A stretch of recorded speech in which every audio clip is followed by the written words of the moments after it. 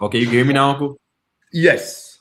Okay, we talk facts podcast here today. Today, I want to give a big introduction to my athlete of the week as well. I had Jared earlier, definitely told me about his experience. Now I definitely want to switch to sports side, kind of go into a sport as widely known around the world as football. I definitely want to give a big shout out to the man I'm about to introduce today. He has been playing for the Sierra Leone national team, called up to the 2015 Cup of Nations, Atlanta Silverback central defender 3 times into the best starting 11 as an award. So I want to give a big shout out to Mr. Abdul Bangura. So how are you doing today, Mr. Bangura? I'm doing fine. How you doing? Um, I'm doing good. I can't complain. I definitely been wanting to talk to you, especially with the whole experience on you and playing soccer at a very long time. Me being five, always looking up to you, saying, "Hey, that's Uncle playing. I want to be like Uncle when I play." So I definitely want to introduce you to my podcast and definitely want to have you feel welcome today. So I came in with some questions. I definitely want to get a lot of people around the world, especially playing soccer, about the sacrifices you have to take.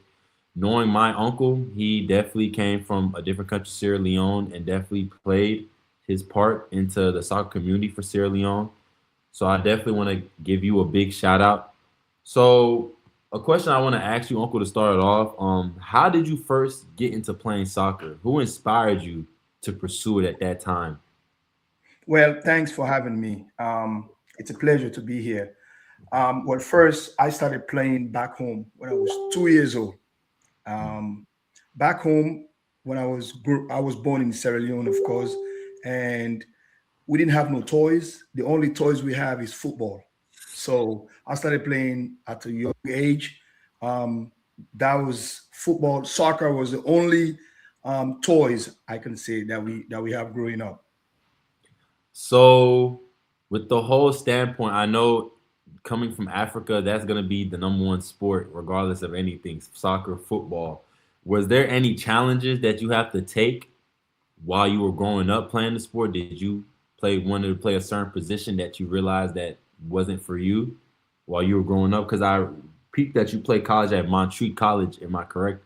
Montreat Correct. College. So, what do you believe that standpoint was for you? What do you believe you had to do in order for you to be able to play at Montreat College, and how did you have to react to the whole situation onto you coming from a different country, going to a whole different standpoint, a whole different environment? How did that feel? Well, first we start from Sierra Leone. Mhm. Um, it was a lot of challenges back there because we didn't have a structure, organized academies, so we just play in the streets. Um, we don't have no coaches, so we just get friends around the area where we used to live, and we just play together. Um, we actually just putting friends together and trying to come as just fun, right? Mhm. And then we had a war in Sierra Leone. The war we had in Sierra Leone forced us to move to another country, Guinea. We stayed there for a couple of years before we migrate here to the United States. So when I arrived here, it was a big changes, a lot of challenges. Um, because remember back in Sierra Leone, our football was not organized. So Yeah. when I come here, playing on nice fields and seeing coaches, so it was a lot of challenges in listening and the language, the culture. So it takes a lot of discipline to adapt. But with good family friends around, they started taking me to clubs. So I started basically learning the game. I had the talent, but the discipline and the structure was not there. Mhm. So I had, the coaching while I was here now. And I started playing here on youth clubs for a couple of years. And then I have the opportunity to go to college. And it was a whole different ball game when I had the opportunity to go to college and play. Mm.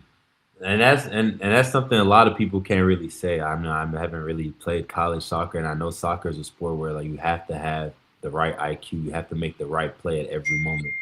So, what do you believe your strongest memories was at when you had your time playing at Montreat College? What do you believe were like the biggest memories you had playing over there? First, it was the environment first. I went in an environment where it was different from what I've seen. People from all over the world. And it was the first time in my life to leave my family out of state, leaving my mom, my brothers, my sisters.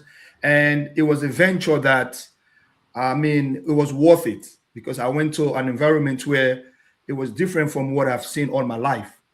And the good thing about that experience was the team we had there, we had players from all over the world: Jamaica, West Africa, East Africa, Americans, Europeans. So the coach was actually had a German background.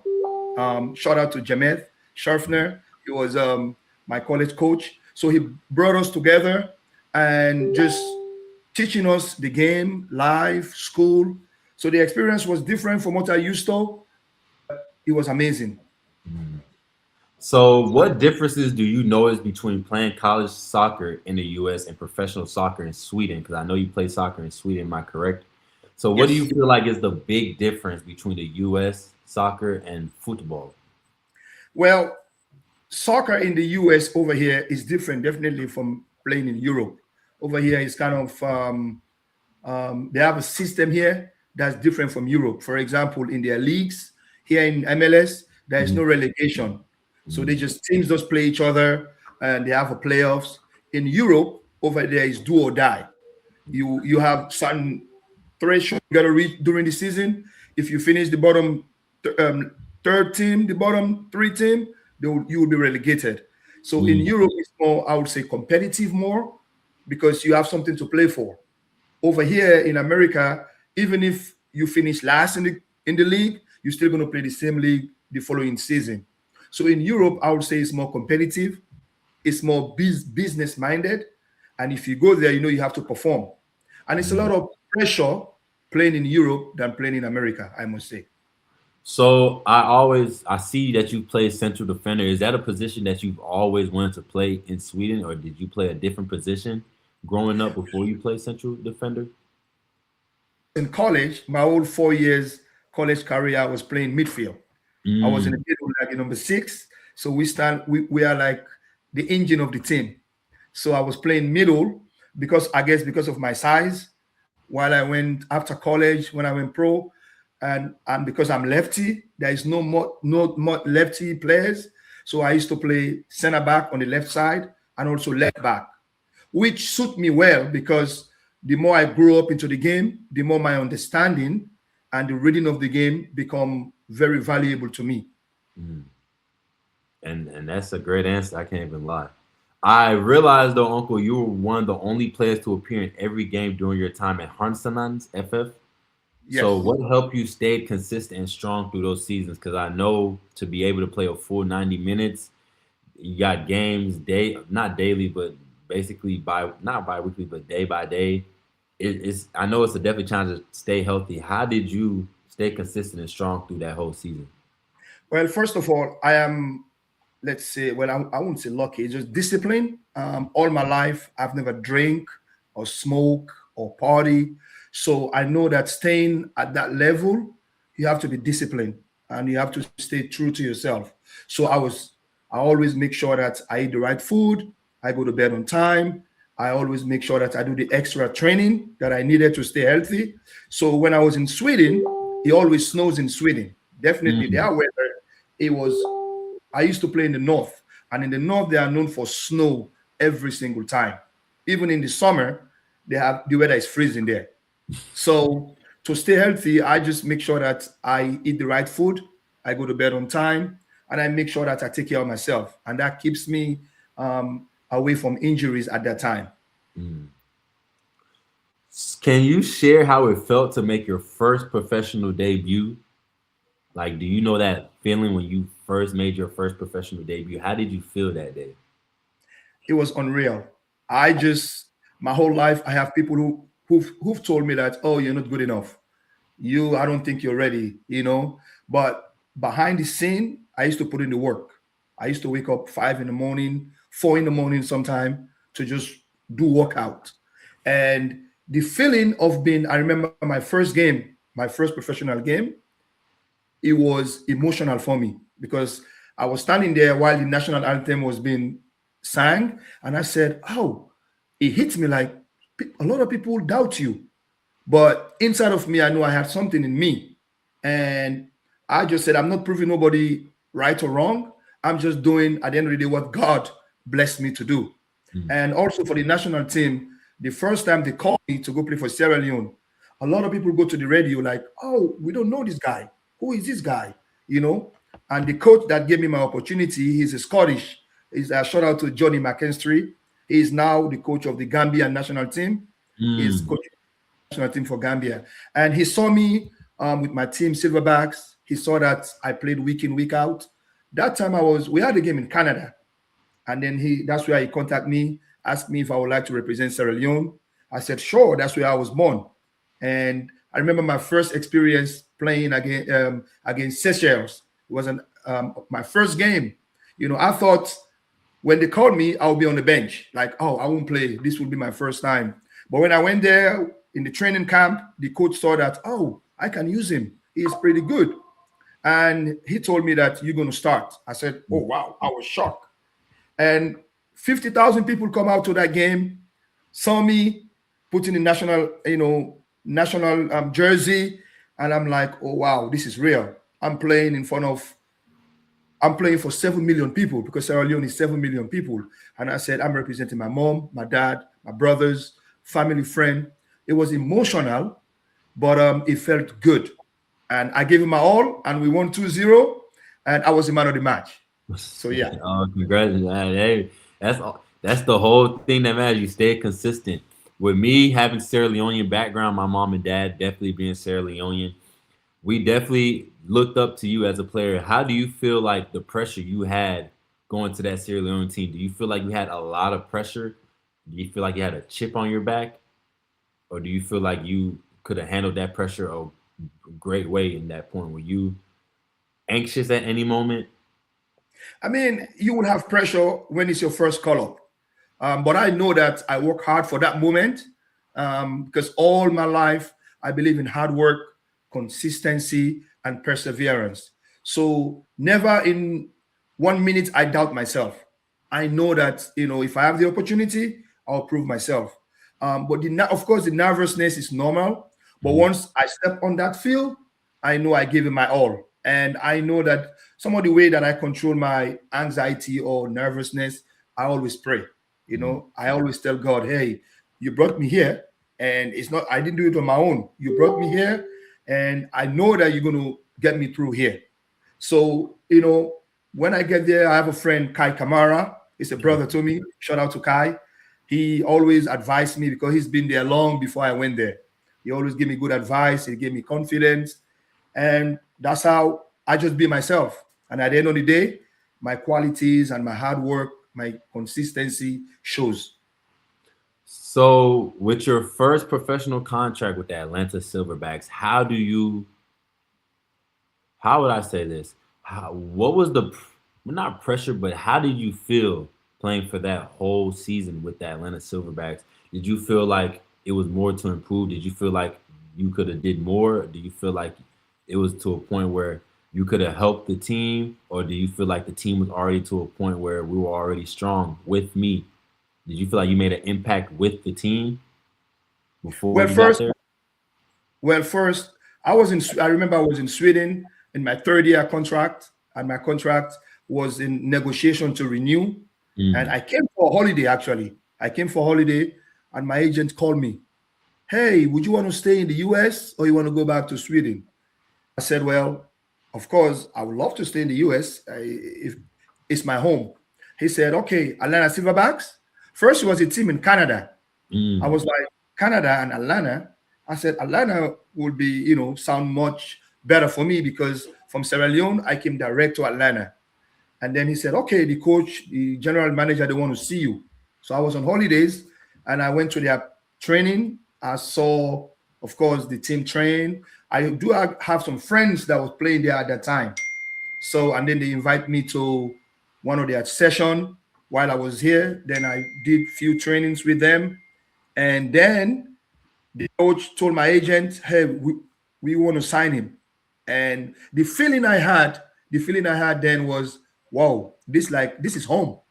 So I didn't even say no. So my club in Sweden, they wanted me to go back. But the good thing is my contract had expired that year. So I just took the opportunity to play here, and it feels good to represent Atlanta because Atlanta has given me so much, changed my life. I went to my high school here in Atlanta, and playing for them, I felt like giving back. So it felt real good to come back and play. So, can you share how it felt? What were your proudest achievements and your proudest moments? How did it feel for you with your professional soccer career?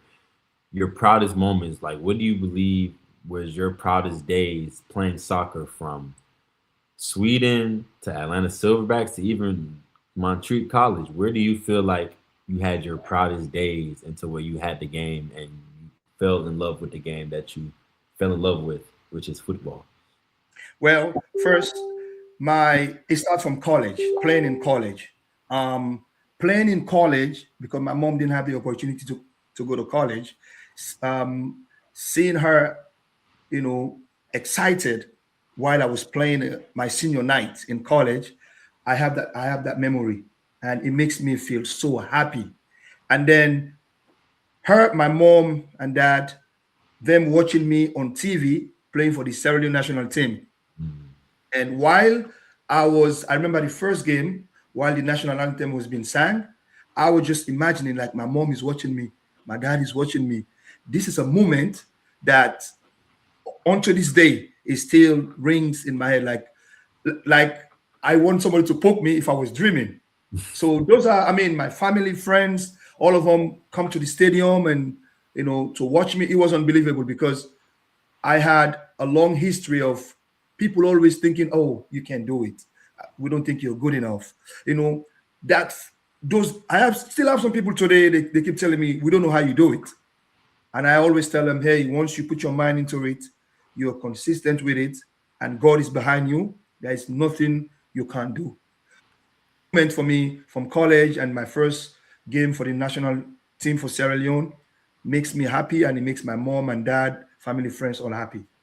And it definitely makes us happy as a Sierra Leone community because at the end of the day, you are doing something that a lot of Salon people have not been able to do. You've represented the country to the point where you play for Sierra Leone, and that's a lifelong memory for a lot of people, in which we can be nothing but proud and happy for you.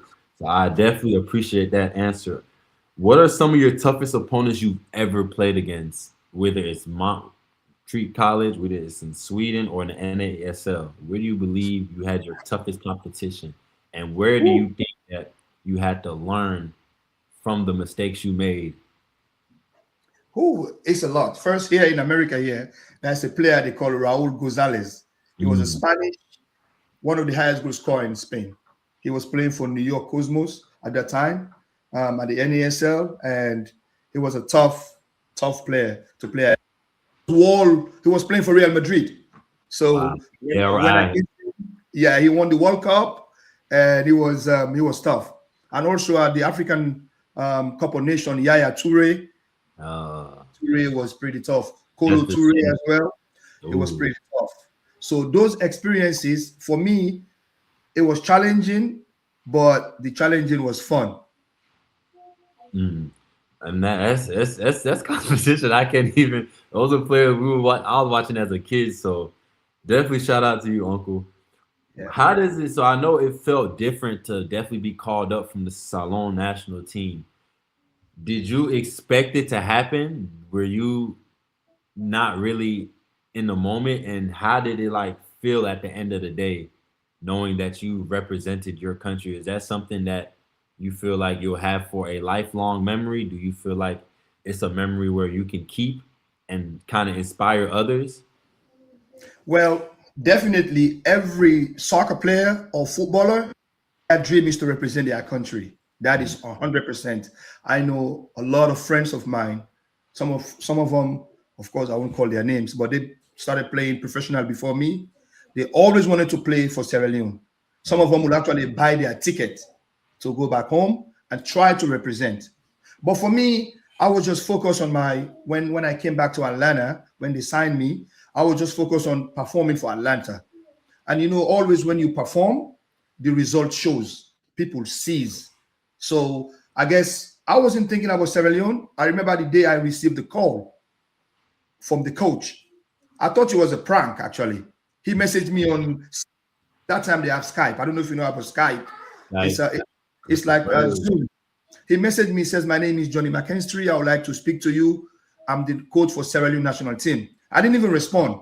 I was like, this is just spam messages. But then after 2 days, he wrote me. He said, I know you are in Canada. I would love to speak to you. So I said, So we had a team dinner. At the end of the dinner, the coach called me out and said, we received a message from Sierra Leone Football Association. They want your service. Would you like to go? So I said, okay, interesting. So let me go give the coach a call back.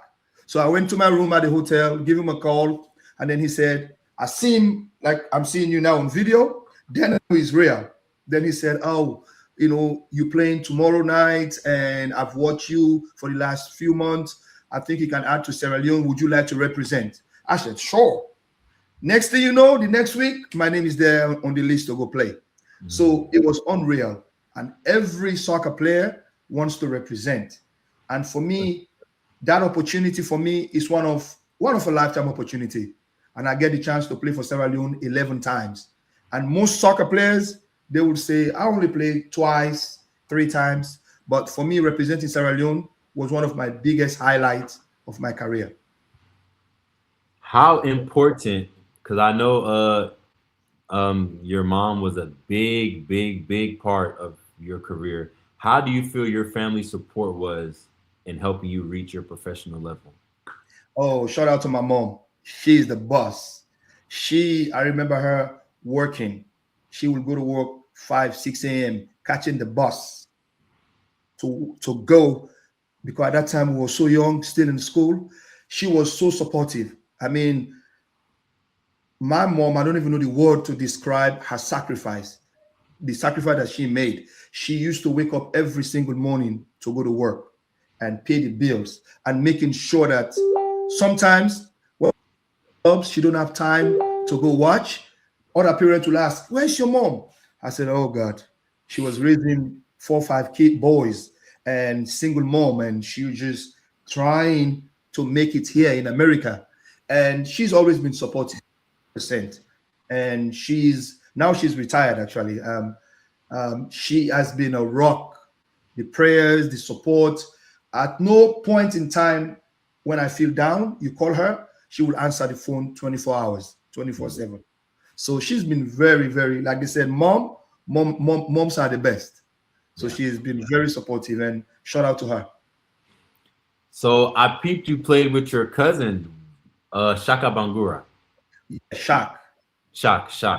So playing with Shaq, did it make it easier, harder, or did it just make it different knowing that you had an actual blood relative on your team at that time? How was that feeling? It was easy because we had a connection. And with Shaka, we started from college. We went to the same college, and he was my roommate. And even when we play on the field, sometimes when I get the ball, I just find him. And people used to be like, some of my teammates, you always pass the ball to Shaka. You got to pass the ball to us too. So we had this connection, and we were very close. Even when we travel, we are on the same room, and it makes it easier because you trust them, you know them, and he understands the way I play, my strength, my weakness, and I understand the way he plays.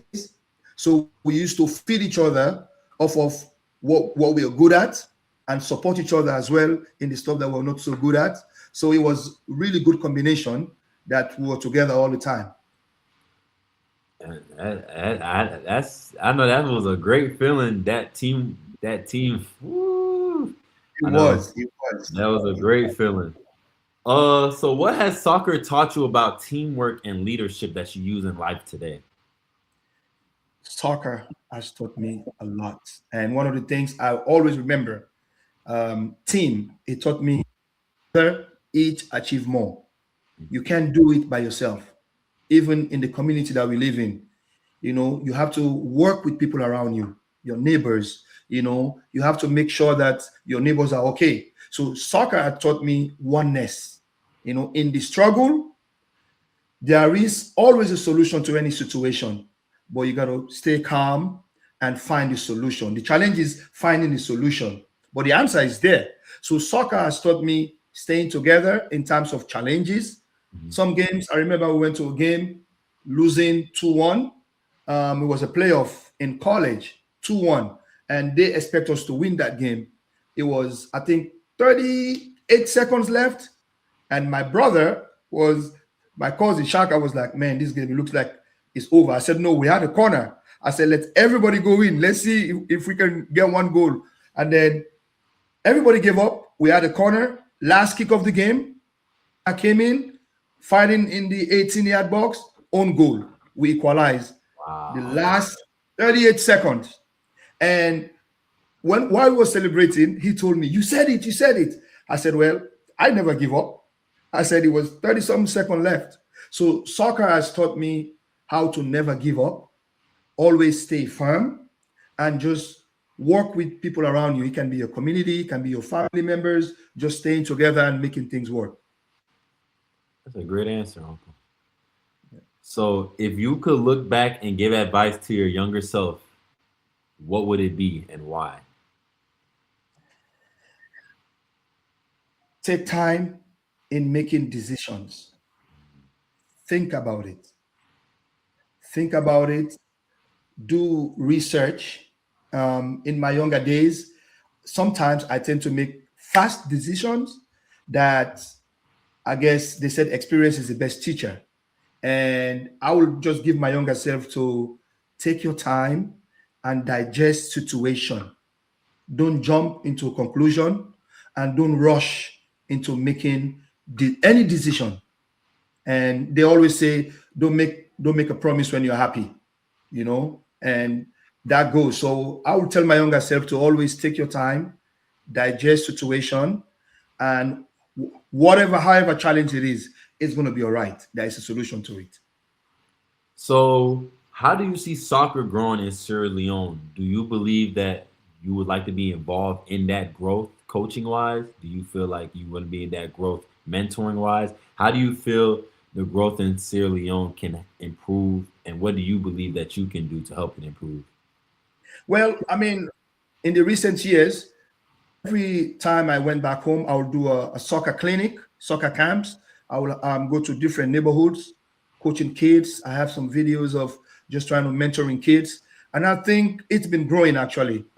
They are making new soccer fields because we lack fields. So, and if you don't have fields, the kids cannot play.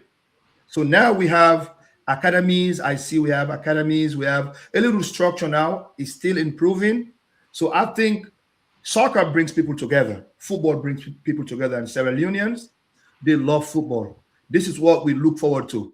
We don't care about basketball, volleyball. I'm sorry, but we still have the sport. That's the truth. Soccer is what people want. And I think it's improving in Sierra Leone. And I think with the current football president, he built a stadium where he was born in Bo. So I know that he's going to build more fields. And I think football is improving. And I see Kai, my buddy Kai, shout out to Kai again. He's building an academy, the Heart Shape Hand Foundation Academy. So he's building it. So I think over the next few years, we're going to see more of professional players coming out of Sierra Leone. And I'm already part of it already because I talk to a lot of coaches back home. And I plan every time I go back home, I will do my clinics and I will try to educate coaches there more and, just giving back to Sierra Leone the best I can. So with your whole soccer journey, Uncle, who do you believe was a mentor to you? Who do you believe was the biggest influence to you? And why do you believe that person was the biggest influence? Who do you believe helped you through your whole soccer journey? Well, first is God. My whole soccer journey, I have a brother who was better than me 10 times. He was better than me. Well, everybody know him in Sierra Leone. Well, 2 plays in Sierra Leone. They know them like Bilili, Adnan. They used to play good football. Nobody thought I was going to play. I was just the guy who always stays home, staying inside. And so I think God brought me this far because, like I said earlier, a lot of people thought I wasn't good enough. And for me, I knew that God has different plans. And I think God, there is no particular person I can say, But I think my journey all has been God, because even me sometimes I see the people come to me and tell me, you're not good enough. We don't think you can do this. But I know me, inside of me, my belief, I keep pushing. I keep pushing. And sometimes when people actually see what I'm capable of doing, they just go silent without saying any word. Mhm. So I believe that God has been part of my, well, a whole on my journey. And that's a great answer, because at the end of the day, without him, there would be nothing at all to be able to achieve. So definitely a great answer. I know it's about to hit that time. I do want to ask you one more question, Uncle. I know you did a big part of the community. I know you had a big program around Clarkson, I believe, to kind of help the soccer kids around. Do you ever think about going back to coaching? And with that program you have going on, how has that inspired you to keep doing what you're doing? How has that inspired you to keep helping the kids out there? And if there's any advice you want to give to anybody out there that's definitely wanting to follow their dreams of playing soccer, what would that advice be? Well, first, shout out to Clarkson. I miss Clarkson. Those are Like, my kids. Clarkson hold a special place in my heart forever, because I have a lot of memories there. I'm a refugee. I came to the US as a refugee. I had more than 1,000 kids there. I used to mentor them, coach them. So Clarkson is a really, really special place. I'm actually planning to visit there next week. mhm, But yeah, I would say you have to have passion. You have to have passion, and you have to be genuine about it. I remember my last coaching was a professional team here in Georgia FC. That was my mhm. last coaching back in 2024. And after 12, 13 years, I decided to take a break from coaching. So now I'm just doing business now. But I miss coaching, and I would advise, any young, growing, person who is interested in coaching or playing should first have passion for it. And once you have passion for it, walk through your craft. Be patient. It's a process. It don't happen overnight. You got to be open to learn, because it's always something you don't know. So one of the things that helps me is I'm always willing and open. Even my assistant coaches or my head coaches, I want to learn from my players, learn from anybody around me. So that has shaped me to the person that I am today, because I am open to ideas. I'm just anxious. I want to know what's there that I don't know. So I Yeah. said, always have passion for it, and then be true to yourself and be open minded. That's literally a great answer to cut it off. Literally a great answer. I definitely want to thank you, Uncle. I know you got a lot of things to do, but I appreciate you for definitely coming out here, definitely giving your words and opinion on how soccer has changed you and how you believe it can evolve around the country of Sierra Leone. I definitely want to also give you a shout out again for everything that you have done for the country of Sierra Leone, representing us, representing me, because at the end of the day, I'm Salon. That's So right. Salombo. yeah, I'm definitely a Yeah. Salon football. So I definitely want to thank you again, Uncle. We talk facts. Definitely about to end the stream here today. I also want to give a big shout out to Mr. Abdul Bangura again for definitely giving his words and wisdoms on the great sport that everybody widely knows today as football or soccer. And I definitely want to thank you again for definitely coming out and speaking your mind. Thank you, son, and good to speak to you. All right. We have called it We Talk Facts, and we're ending it. All right, All thank you. right. Mhm.